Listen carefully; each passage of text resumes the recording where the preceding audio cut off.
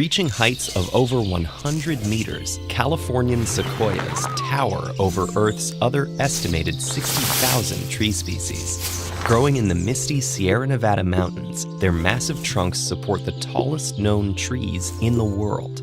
But even these behemoths seem to have their limits. No sequoia on record has been able to grow taller than 130 meters, and many researchers say these trees won't beat that cap even if they live for thousands of years to come. So what exactly is stopping these trees from growing taller forever? It all comes down to sap. In order for trees to grow, they need to bring sugars obtained from photosynthesis and nutrients brought in through the root system to wherever growth is happening. And just like blood circulates in the human body, trees are designed to circulate two kinds of sap throughout their bodies, carrying all the substances a tree's cells need to live. The first is phloem sap. Containing the sugars generated in leaves during photosynthesis, phloem sap is thick, like honey, and flows down the plant's phloem tissue to distribute sugar throughout the tree.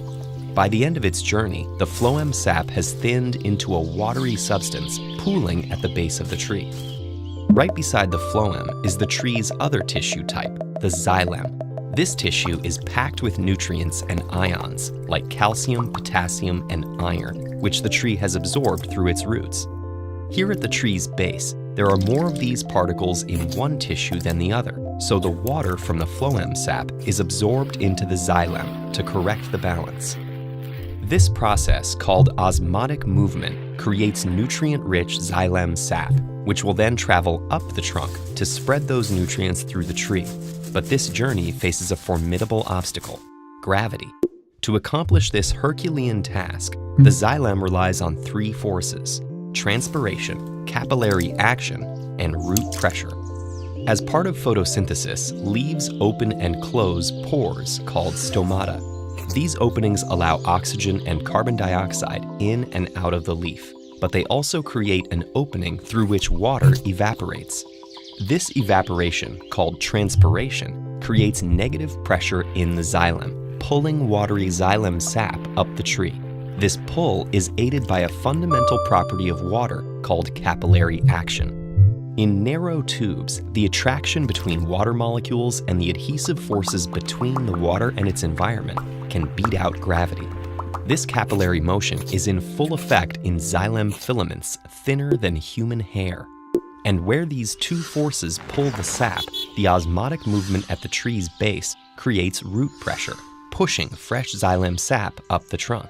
Together, these forces launch sap to dizzying heights, distributing nutrients and growing new leaves to photosynthesize, far above the tree's roots. But despite these sophisticated systems, every centimeter is a fight against gravity. As trees grow taller and taller, the supply of these vital fluids begins to dwindle. At a certain height, trees can no longer afford the lost water that evaporates during photosynthesis. And without the photosynthesis needed to support additional growth, the tree instead turns its resources towards existing branches. This model, known as the hydraulic limitation hypothesis, is currently our best explanation for why trees have limited heights, even in perfect growing conditions.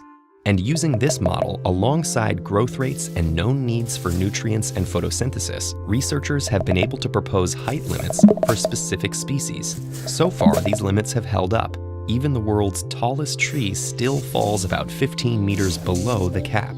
Researchers are still investigating the possible explanations for this limit, and there may not be one universal reason why trees stop growing. But until we learn more, the height of trees is yet another way that gravity literally shapes life on Earth.